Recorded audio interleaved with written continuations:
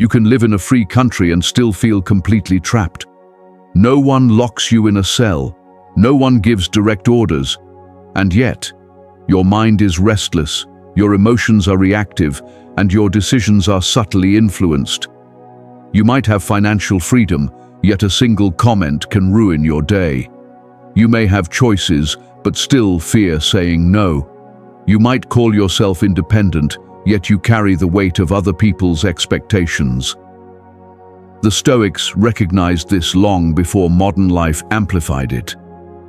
Marcus Aurelius wrote that true freedom begins not when circumstances change, but when the mind stops reacting automatically.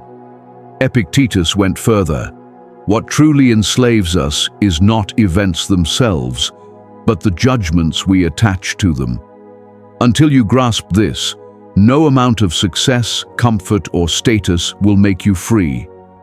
Today, you'll learn the one Stoic truth separating those who live with inner freedom from those quietly controlled by their surroundings. 1. You are not controlled by events, but by your interpretation of them.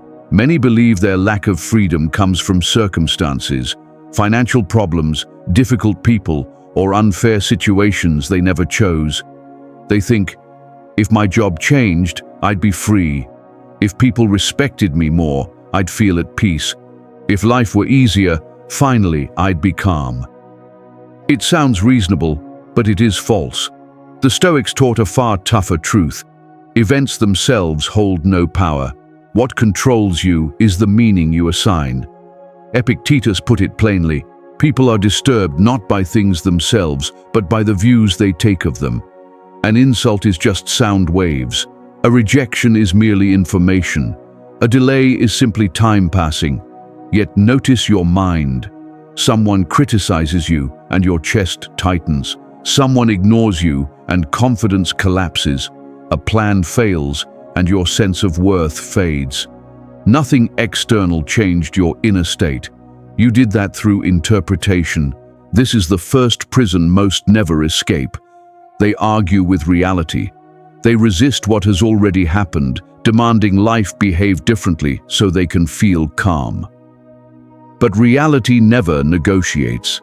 Marcus Aurelius, while ruling an empire amid war, betrayal, and disease, reminded himself daily that events are neutral. Only judgment turns them into suffering. When you tell yourself, this shouldn't have happened, you're not describing reality, you're fighting it.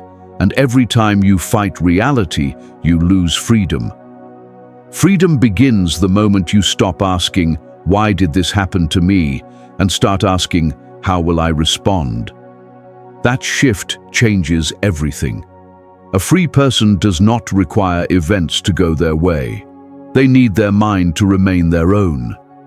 This does not mean suppressing emotions or pretending pain doesn't exist. Stoicism does not teach emotional numbness, it teaches emotional clarity. The Stoic pauses, observes the reaction forming, and questions the judgment before obeying it. Ask yourself, is this event truly unbearable, or is my interpretation making it so?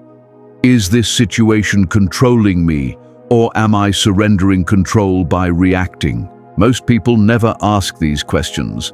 They react automatically, and automation is the opposite of freedom. Here's a simple Stoic practice you can try today. When something triggers you, do nothing for 3 seconds. No reply, no explanation, no defense. In those 3 seconds, remind yourself, this event has no power until I give it meaning. That pause is not weakness. It is the first act of freedom. Because the moment you stop arguing with reality, the moment you stop demanding that events serve your emotions, you reclaim ownership of your inner world. Without that ownership, no freedom is real. The moment you stop arguing with reality, you gain freedom. 2. Emotional reactivity is modern slavery. Many think they are free because no one tells them what to do. But freedom is not about commands, it is about control. If someone can pull an emotional reaction from you on demand, they don't need to own your time, money, or body. They already control something far more valuable: your inner state, anger, fear, offense, the urge to explain yourself. These emotions feel natural, even justified. But to the Stoics, unchecked emotion is not strength, it is bondage. Marcus Aurelius wrote this as a reminder to himself, not advice to others. You have power over your mind, not outside events. Notice that most give this power away daily. A careless comment ruins their mood. A delayed reply triggers anxiety. A disrespectful tone sparks anger that lingers for hours. Nothing physical happened. No real threat appeared, yet peace vanished instantly. That is not freedom. That is emotional slavery. Modern life worsens it. Notifications, online arguments, constant comparison. Everyone and everything competes for a reaction, and reaction is the currency of control. The Stoic response is not suppression, it is sovereignty. The moment you feel an emotion rising, the Stoic does not obey it. They create distance, pause, observe, choose. That pause is everything. Without it, emotion decides for you. With it, you decide for yourself. Epictetus warned, people are upset not by what happens, but by their impulse to respond immediately. Think about how often you react without thinking, defending your ego, explaining intentions, trying to win meaningless arguments. Each reaction tightens the chain. A free person does not react to feel alive. They respond intentionally. Here's a simple discipline. When something triggers you, a message, a look, a tone, count silently to 3. Not to calm down, not to suppress anger, but to reclaim choice. In those 3 seconds, ask, is reacting right now giving me power or taking it away? Most times the answer is clear. Silence becomes strength, stillness becomes authority, non-reaction becomes freedom. This doesn't mean tolerating disrespect. It means choosing the moment and manner of your response. The person who cannot control emotions is predictable, easy to provoke, easy to manipulate. The person who governs reactions is untouchable. If someone controls your emotions, they own you. If you control them, you own yourself. Self-ownership is the foundation of all freedom. 3. Approval is the sweetest prison. No prison is more comfortable than approval. No chains softer, no captivity more socially accepted. Most don't feel enslaved by it, they feel rewarded. A compliment lifts mood, a like validates effort, a nod of acceptance feels safe. But safety is not freedom. Seneca warned long before social media existed, he who lives to please others is never free. The moment your peace depends on how others see you, you hand them authority over your inner life. You start adjusting words, softening truth, avoiding conflict, not out of wisdom, but fear. Fear of being disliked, misunderstood, or standing alone.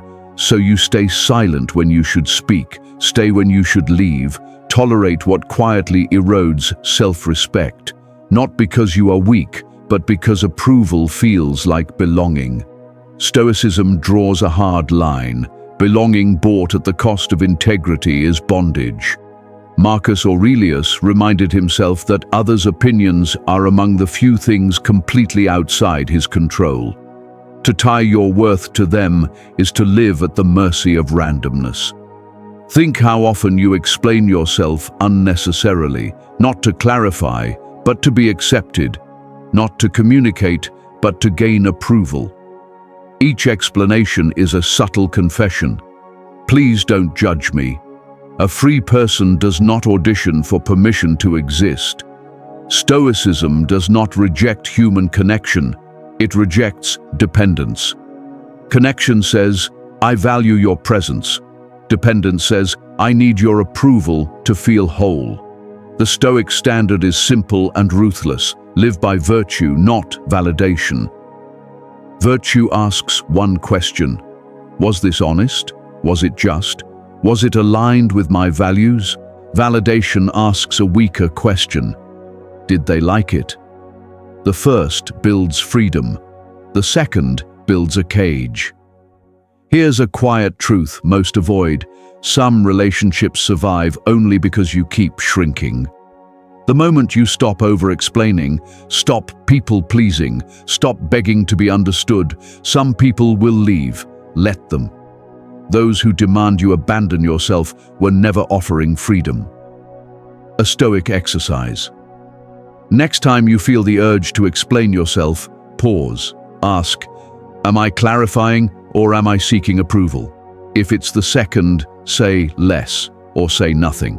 Silence, when chosen consciously, is not insecurity. It is self-respect. Freedom does not arrive when everyone understands you. It arrives when you no longer need them to. 4. Desire without discipline is bondage. Many think freedom means getting what they want. More comfort, more pleasure, more options. The Stoics saw the danger long ago. Every unchecked desire becomes a leash. The more you need something to feel okay, the easier it is to control you. You crave comfort, and discomfort terrifies you. You crave praise, and criticism destabilizes you. You crave pleasure, and boredom feels unbearable. This is not freedom. This is dependence. Epictetus stated it plainly. Freedom is not achieved by satisfying desire, but by mastering it. He did not mean destroying all desire, but mastering it. Stoicism never taught rejection of life. It taught restraint, the ability to say no, even when yes is possible. Because those who cannot deny themselves will eventually be denied by life. Look at modern behavior. People eat when they're not hungry, scroll when curiosity is absent, speak when silence would serve them better, not by choice, but because impulse chooses for them. Impulse is a quiet master. The Stoic response is discipline. Discipline is not punishment, it is liberation from compulsion. Marcus Aurelius practiced voluntary hardship not to suffer, but to remind himself that luxury was unnecessary to remain whole. Cold showers, simple meals, long walks without distraction. Each act sent a message. I am not owned by comfort. This is why Stoics practiced saying no. No to excess, no to immediate gratification, no to the easy path when it weakened the spirit. Desire itself is not evil, but desire without limits rules you. Here's a simple Stoic truth. What you cannot refuse controls you. If you cannot refuse comfort, you become fragile.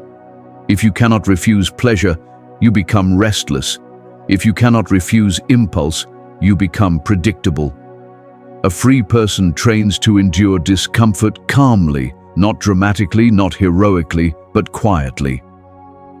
Practice today. Choose one small discomfort on purpose, something safe, simple, and intentional. Take a cold shower for 30 seconds. Say no without explanation. Do the hardest task first, not to impress anyone, but to remind yourself who decides. With repetition, something changes. Desire loses urgency. Impulse loses authority. You stop being dragged by wants. In that space, freedom grows. The less you need, the less power the world has over you. That is independence, not deprivation. 5. Comfort is not freedom. Comfort feels like freedom, but it is sedation. Modern life teaches avoidance of discomfort at all costs. Hard things are escaped. Heavy things are distracted from. Challenges are delayed. Over time, this creates the illusion that an easy life is a free life. The Stoics knew better. Comfort weakens you. Avoiding discomfort postpones pain and multiplies it. Avoid hard conversations and resentment grows. Avoid discipline and chaos follows. Avoid effort and self-respect quietly erodes. Marcus Aurelius did not rule in peaceful, comfortable times. He led through war, plague, betrayal, and exhaustion. Yet his writings remain calm, grounded, and clear. Why? He did not confuse ease with freedom.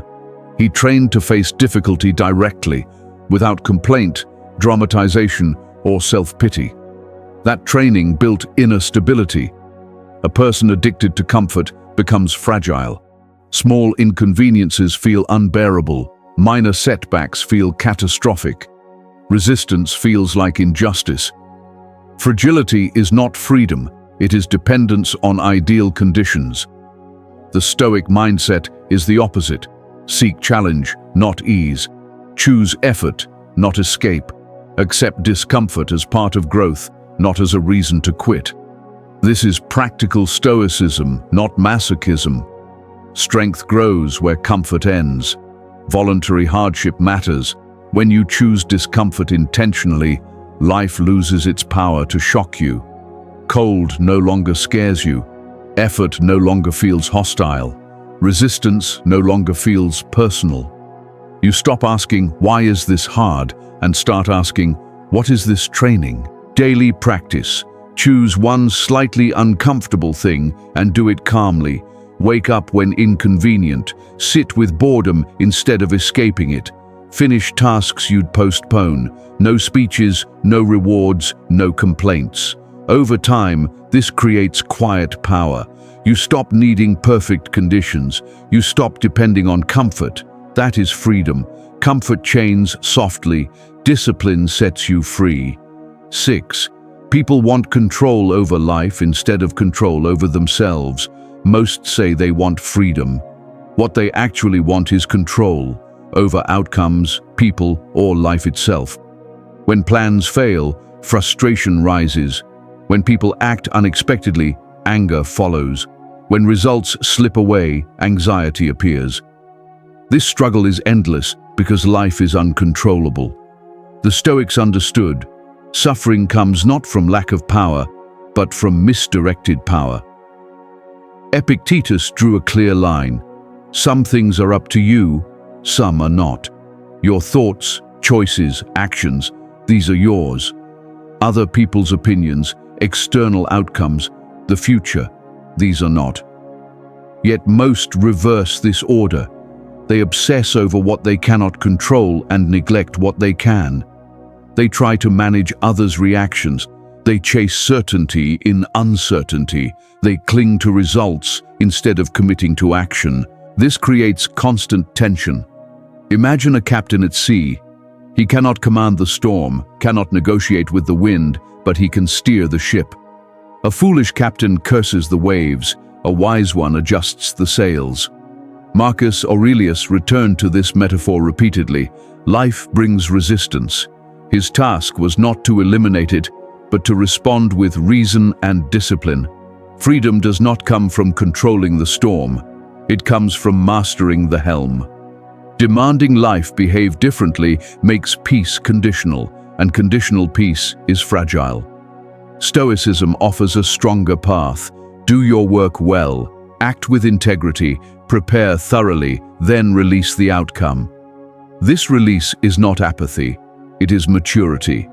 A Stoic does not stop caring, he stops clinging. Tying your inner state to results hands authority to chance. A practical Stoic check. When stress appears, ask, is this within my control? If it is, act fully.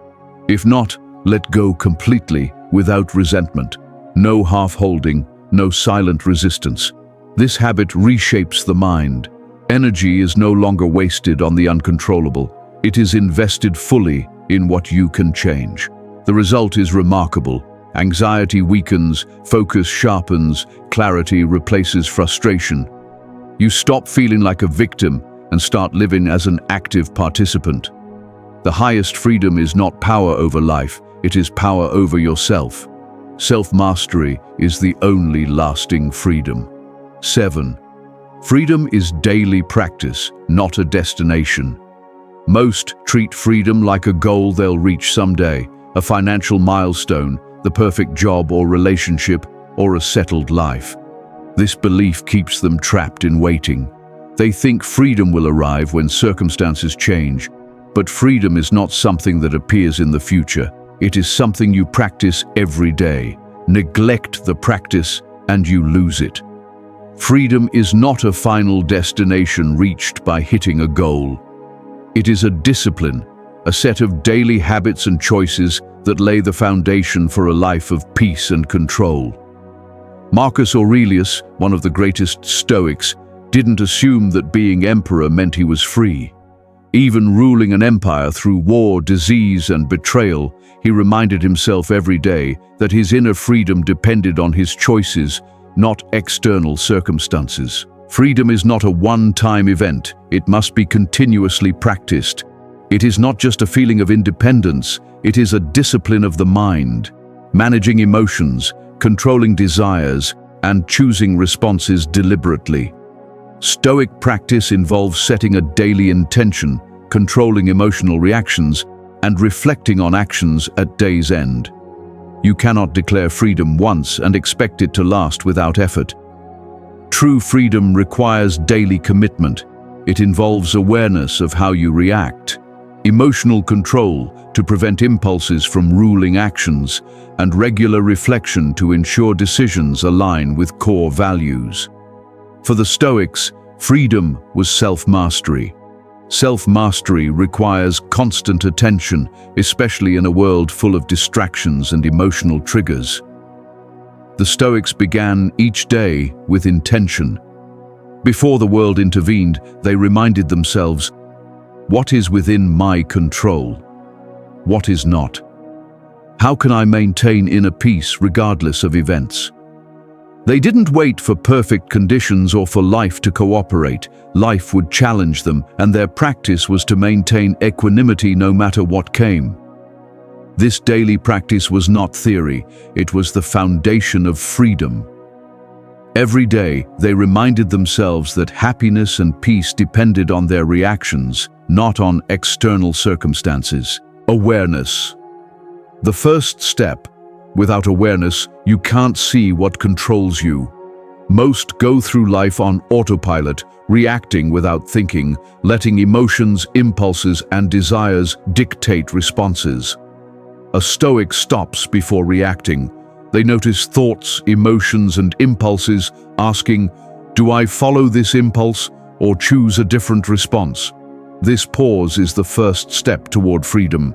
It's not suppressing emotions, but observing them, understanding their origin, and deciding whether they serve you or control you. Emotional control. The second step. Once aware, the next step is control. Emotional control doesn't mean denying feelings. It doesn't mean ignoring anger, sadness, or frustration. It means not letting emotions control your actions. Most people let emotions dictate reactions. Someone cuts them off in traffic, they honk or curse. Someone offends them, they argue or withdraw.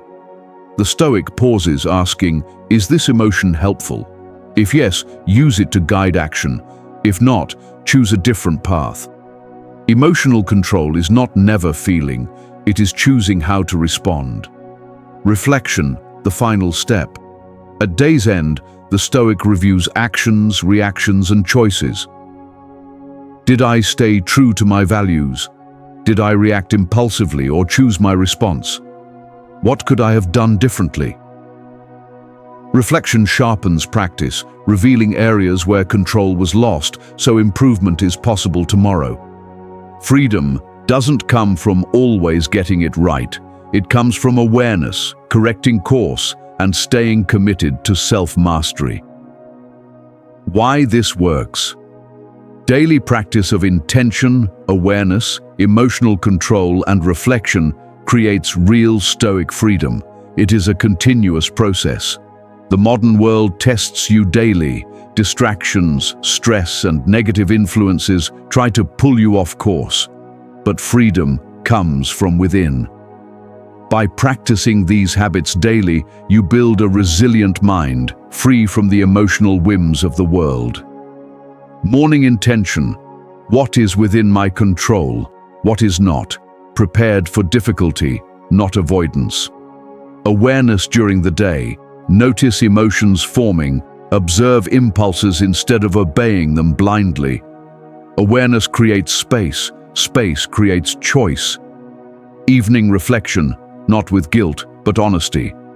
Where did I react instead of choose? Where did I give up control? Where did I hold it? This reflection sharpens judgment over time, a truth of real freedom. If you are calm only when life is easy, you are not free. If disciplined only when motivated, you are not free.